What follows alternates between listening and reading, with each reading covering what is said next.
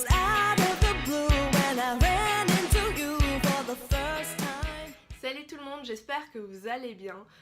Aujourd'hui je vais vous présenter une des palettes d'Anastasia Beverly Hills. On en entend beaucoup parler en ce moment, c'est la Moderne Renaissance. Donc pour la petite histoire, moi je l'ai commandée sur le site directement. Merci l'écho de klaxon. J'ai dû la payer 47$ plus 17$ de frais de port.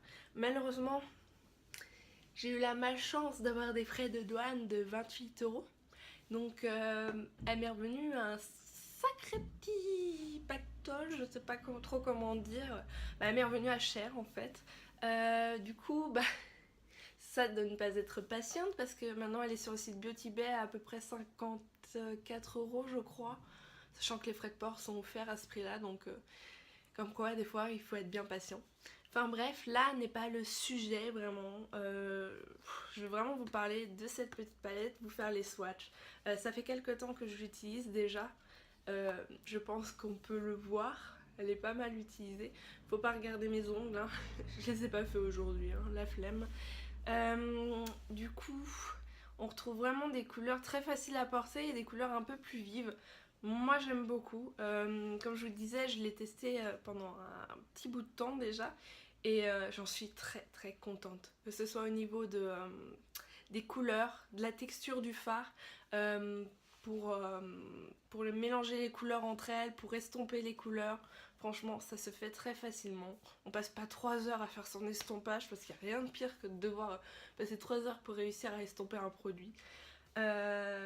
J'ai mes petits chouchous bien sûr parce qu'on retrouve du mat, de l'irisé, le fard le plus creusé, oh, j'ai honte de mes doigts, non il n'y en a pas un mieux que l'autre, hein, désolé. Ça va être celui-ci, donc c'est le Vermep, mais parce que ça commence à s'enlever un peu à ce niveau là, mais ouais c'est un petit irisé vraiment sympa. J'aime beaucoup aussi le petit dernier ici, qui est vraiment très joli, un peu orangé brique. De toute façon je vous fais les swatchs de suite, je continue juste à en parler un petit peu. Au niveau du packaging, la couleur est très jolie aussi. Le seul défaut à cette palette, c'est vraiment le petit côté velours, comme on avait sur la Naked 1 de chez Urban Decay. Parce que ça se salit. Moi j'ai un chat, il suffit que je la pose un peu n'importe où, ça va prendre tous les petits poils. C'est pas ce qu'il y a de mieux. Pareil, elle se tache facilement, mais elle se nettoie aussi ultra facilement. Il n'y a vraiment rien à dire sur cette palette, de négatif en tout cas. Moi je sais que je la porte toujours avec une base. J'ai jamais essayé sans base de fard à paupières, donc je peux pas vous dire si sans base ça attire moins bien. En même temps, je pense que maintenant on est à peu près toutes ou tous à utiliser des bases. C'est très rare que j'entende, même au niveau de mes clientes maintenant, ça va être assez rare que j'entende « Ah non mais j'ai pas de base, c'est quoi une base ?» Donc voilà. Bon après, on n'est pas obligé de tout savoir non plus, hein. Donc si vous ne savez pas ce qu'est une base, ce n'est pas grave. Mon téléphone qui m'indique qu'il n'y a plus que 20% de batterie, donc je vais intérêt de faire vite. Non, on va pas bâcler cette vidéo. Donc je vais passer au swatch pour vous montrer, donc je vais faire ligne par ligne, et puis voilà. Donc je vous ai swatché la première ligne, qui est celle-ci, que je vous montre de plus près, et les petits swatchs quand même. Voilà ce que ça donne. Donc mon chouchou, c'est celui-ci. En fait je les aime tous, hein. Il n'y en a pas un que je n'aime pas dans cette palette. Ils sont pas vraiment poudreux, donc c'est vraiment bien.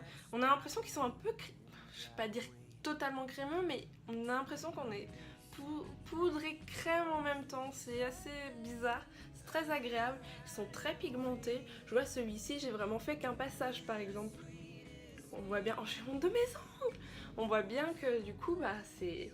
Ça y va, hein, la pigmentation chez Anastasia Beverly Hills. Pour un premier produit de cette marque, franchement, je suis très contente.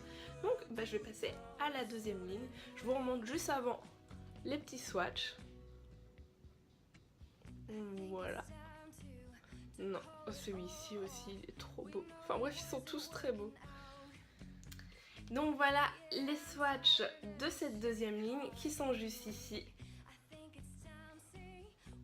Il n'y a rien à dire, elle est juste trop belle cette palette.